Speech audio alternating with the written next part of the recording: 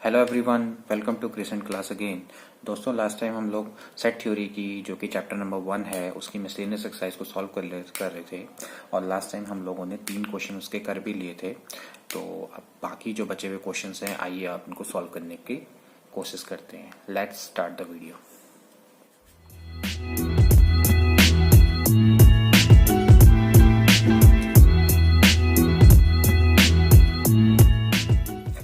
So friends, we have to show that the following 4 conditions are equivalent. जो पहली condition है वो है A is a subset of B। Second condition है A minus B is equals to null। तीसरी condition है A union B is equals to B। And fourth condition है A intersection B is equals to A। Okay, हमें बताना है कि ये जो चारों की चारों कंडीशंस हैं वो आपकी इक्विवेलेंट है। ओके, तो देखो, जैसे कि हम देखते हैं कि जैसे फर्स्ट कंडीशन है, फर्स्ट और सेकंड को हम चेक करते हैं। तो फर्स्ट एंड कंडीशन यानी हमें प्रूफ करना पड़ेगा कि भाई जो फर्स्ट एंड सेकंड कंडीशन है दे आर इक्विवेलेंट। ओके, तो लेट मैं मानता हूं पहले कि A is a subset of B। Okay, now if A is a subset of B तो we have to prove that A minus B is equal to null. ठीक है, तो लेट सपोज मैं मानता हूं कि A minus B, let suppose हमें मान लेते हैं कि A minus B is not equal to null. Okay, तो इसका मतलब सीधा सीधा सा ये है कि आप if x is a element of A, so x is not a element of B। Okay, क्योंकि A माइनस बी का नल होने का मतलब यही होता है। A माइनस बी अगर नल के बराबर ये नहीं है तो इसका मतलब ये है कि A माइनस बी में कोई ना कोई एलिमेंट लाई करेगा, और अगर A माइनस बी में कोई ना कोई एलिमेंट लाई करेगा तो इसका मतलब ये है कि x अगर A में एलिमेंट है तो B का एलिमेंट नहीं होगा। कोई ना कोई एक ऐसा एलिमेंट जरूर होगा जो A में होगा, B में नहीं होगा। लेकिन from this theory A is a subset of B, A is a subset of B का मतलब क्या है कि every element of A must lie in B। Okay, आप चाहो तो इसको डायग्राम से भी समझ सकते हो। जैसे अगर ये B है तो ये A होगा। ओके, तो इसका मतलब है कि A is a subset of B। But लेकिन हमें अगर हम ये कहते हैं कि A minus B does not equal to null, तो इसका मतलब ये है कि there exist at least one element in A which is not in B, so that A minus B is not equals to null. So from here there is a contradiction. So hence A minus B किसके बराबर होना चाहिए? नल के बराबर होना चाहिए। Okay, हम चाहे तो इसको थ्योरेटिकली भी देख सकते हैं। इफ A इक्वल्स टू है 1 2, न्यूमेरिकली हम इसको देख सकते हैं। B इक्वल्स टू आपका है 1 2 3 4, तो A माइनस बी यानी the element of A which are not in B. तो element of A which are not B, कोई ऐसा एलिमेंट है जो बी में नहीं है? ऐसा कोई एलिमेंट नहीं है, क्योंकि 1B और 2B है। तो इसका मतलब ये क्या होना चाहिए? नल होना चाहिए। Hence A is a subset of B, so A minus B is equal to null. Okay, इसके बाद आते हैं सेकंड से फर्स्ट की ओर को। ओके, यानी हमें प्रूफ करना है कि A माइनस बी बराबर अगर नल हो, A minus B अगर is equals to null हो, तो we have to prove that A is a subset of B. Okay, तो let's suppose मैं मानता हूँ कि X is the element of A, so there must be X should be the element of B. Okay, because if suppose if X is not element of B, it simply means that A minus B does not equals to 5। जैसे कि हमने theory पढ़ी थी अभी, इस theory में आप देख सकते हो कि x is element of a and x does not equal to the element of b, तो a माइनस बी बराबर क्या होना चाहिए? 5 होना। a minus B does not equal to क्या होना चाहिए? 5 होना चाहिए। तो यहाँ पर हमने a माइनस बी को 5 माना है, तो इसका मतलब ये श्योर होगा कि every element of a must be in b। अगर हम ये मानते हैं कि x is not the element of b, तो a माइनस बी 5 के बराबर नहीं होगा, जो कि इसको क्या करेगा? कॉन्ट्रडिक्ट करेगा। तो hence if x is the element of A and x is the element of B, so A is a subset of B. Okay, so clearly पहली वाली कंडीशन सेकंड वाली के इक्विवेलेंट है और सेकंड वाली आपकी क्या है, पहली वाली के इक्विवेलेंट है। ओके, इसी तरह से नेक्स्ट हम चेक करते हैं। Now first and third, let हम मानते हैं A is a subset of B, okay, and we need to show that if A is a subset of B, so A union B is equals to B, okay, ये हमको proof करना है, ठीक है। तो हम इसको कैसे प्रूफ करेंगे?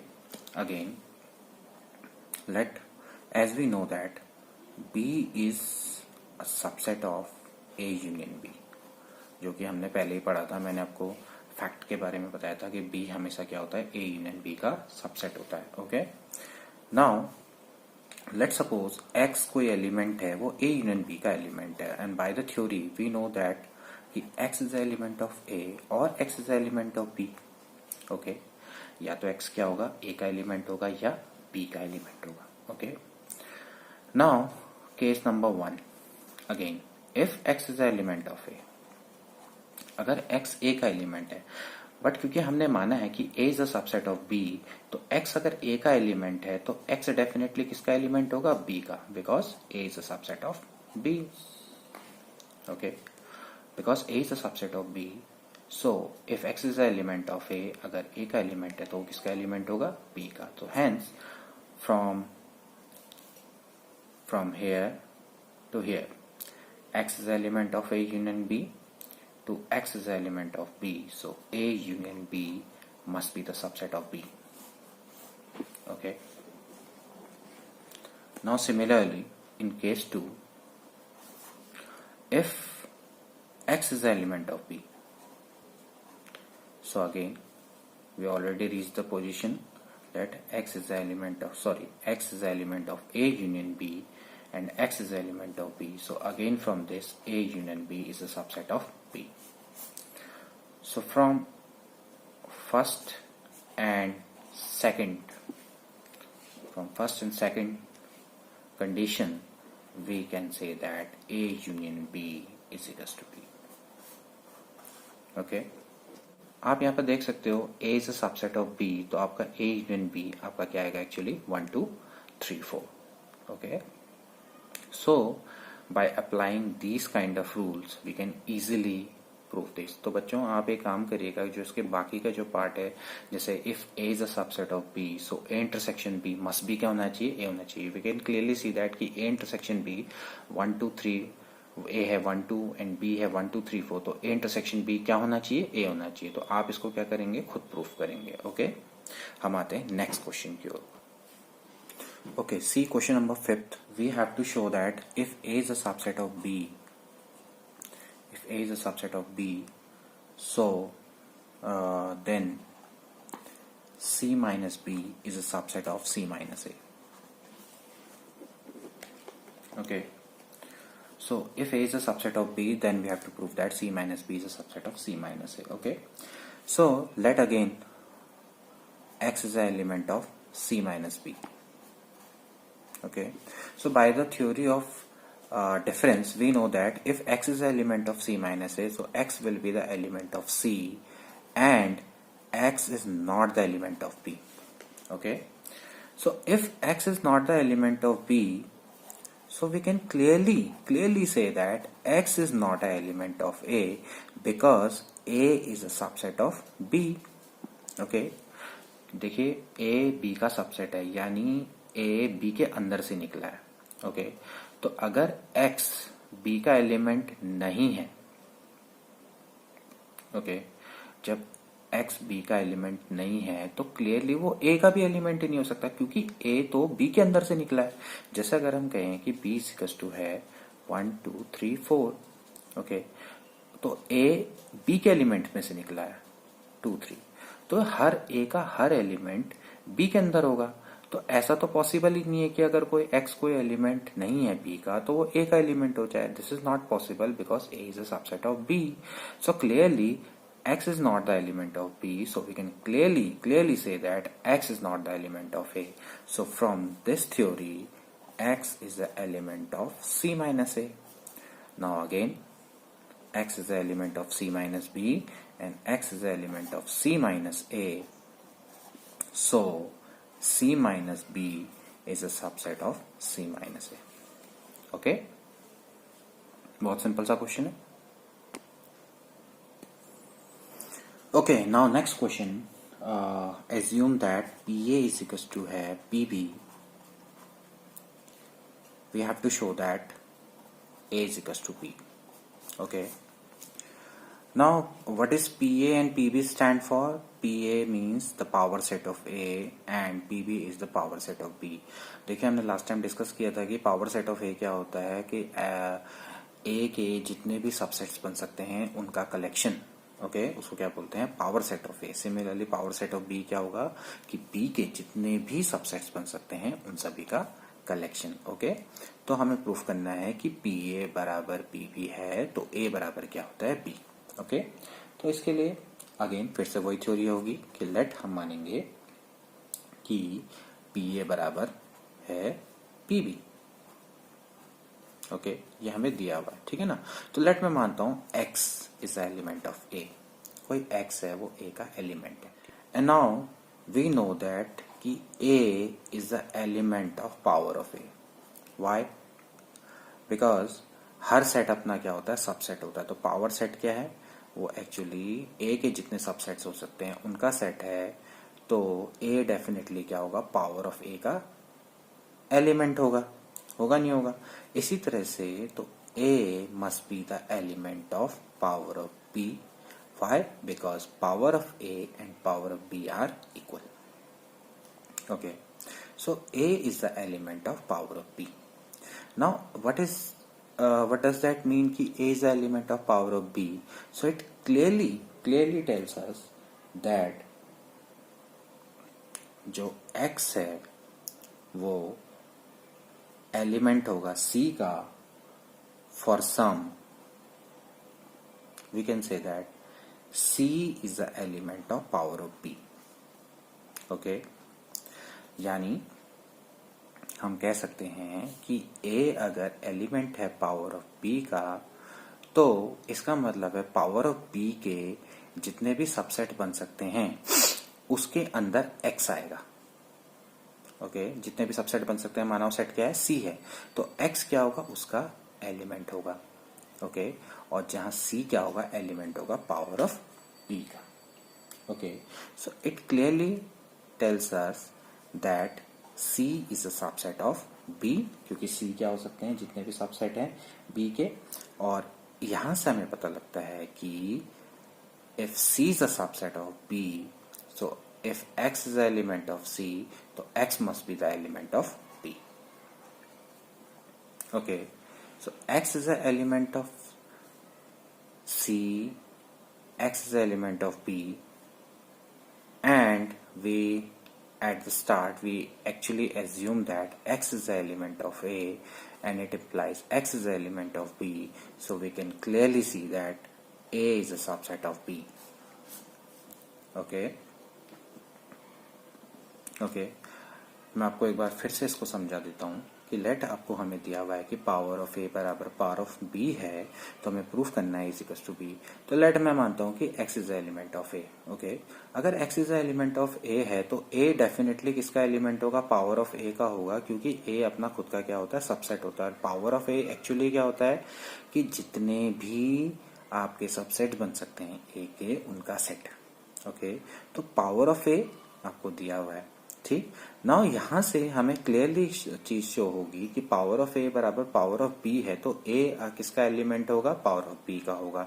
नाउ हमें पता है कि X is the element of A, तो इसका मतलब यह है कि X पावर ऑफ B के जितने भी सबसेट्स बन सकते हैं उनमें से किसी के अंदर होगा. हम बोल सकते हैं जैसे X is the element of C and C क्या है? एलिमेंट है पावर ऑफ B का. तो C क्या है? सबसेट है B का. ओके, जैसे पावर ऑफ B में क्या होगा? कोई C एलिमेंट होगा तो उसके अंदर ही क्या करेगा? लाई करेगा. सो क्लियरली है कि C is a subset of B.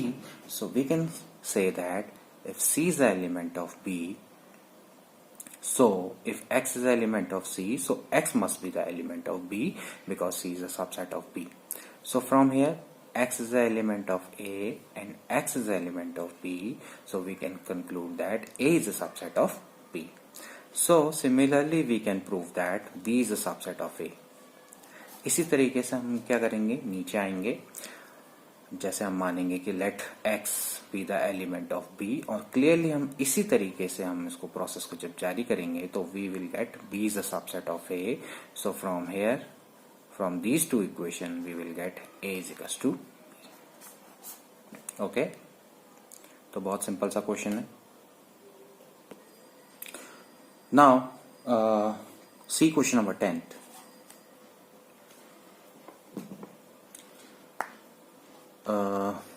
A intersection B is equals to है A intersection C, so it need not imply B is equals to C. Okay, कि अगर A intersection B is equals to A intersection C हो तो इसका मतलब ये नहीं होता है कि B is equals to C हो. ओके, सो हम इसको क्या कर सकते हैं, एक एग्जाम्पल की मदद से बहुत क्लियरली इसको हम सॉल्व कर सकते हैं. Let A is equals to मैं मान लेता हूँ 0,1 and let B is equals to मैं ले लेता हूँ 0, 2, 3 and C is equals to मैं ले लेता हूँ 0, 4, 5. Okay, so clearly we can see that A intersection B आप निकालो कि जिन दोनों में कॉमन है वो एक्चुअली क्या है, 0 है. ओके, एंड इसी तरह से A इंटरसेक्शन C वो भी आपका क्या है, 0 है. ठीक है ना. A इंटरसेक्शन B और A इंटरसेक्शन C दोनों इक्वल हैं, बट B और C आपके क्या है, डिफरेंट है. Okay, so we can clearly see that it is if intersection B is equals to intersection C, so we can say that it need not imply B is equals to C. Now next question, which is question number 11th. Let A and B be sets if A intersection X is equals to B intersection X is equals to 5 and A union X is equals to B union X. Okay, for some set X, so we have to prove that A is equals to B. Okay, X कोई सा भी set है जिसके लिए A intersection X और B intersection X null हैं और A union X is equals to है B यूनियन X. सो हमें प्रूफ करना है कि A इज इक्वल्स टू क्या होता है, B. ओके, तो देखो इसको हम बहुत इजीली प्रूफ कर सकते हैं. देखो इसके लिए हमें थ्योरी ऑफ डिस्ट्रीब्यूशन लॉ को थोड़ा सा हमें ध्यान में रखना पड़ेगा. देखो एक्चुअली होता क्या है, एज वी नो दैट कि A is a subset of A union X. Okay, A क्या होगा, A यूनियन X का, जैसे हमने बतला था कि A is a subset of A union B. Now instead of B we can take X. So A is a subset of A union X. So A intersection A union X, A is a subset of A union X, so A intersection A union X must be equals to क्या होना चाहिए, A होना चाहिए, क्योंकि A उसी के अंदर है तो इन दोनों का इंटरसेक्शन क्या होगा, A के बराबर होगा. तो यहाँ पर हम एक काम करते हैं, इसी थ्योरी का यूज करते हैं कि A intersection A union X. Okay, now we know that A union X is B union X, so A intersection B union X. Okay, now by the distributive law we can say that A intersection B union A intersection X. Okay, so A intersection B union, now A intersection X is 5. Okay, so किसी के संग भी 5 का union करेंगे तो क्या आएगा, A intersection B. Okay, equation number 1. Similarly B को भी हम इसी तरीके से लिख सकते हैं. इसको हम क्या लिखेंगे, B intersection B union X.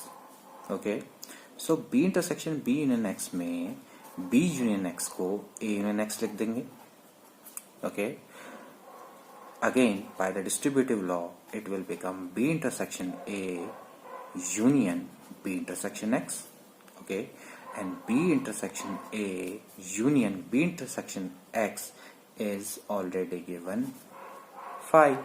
सो इन दोनों का जो यूनियन होगा वो कितना आएगा, B intersection A. Okay, now A intersection B और B इंटरसेक्शन A दोनों बराबर हैं, तो from equation number 1 and 2 A and B should be equal.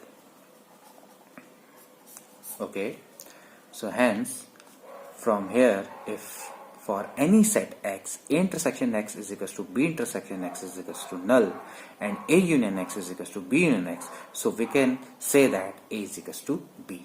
Hence proof. So दोस्तों, आज की वीडियो के लिए इतना ही. Till then, goodbye and take care.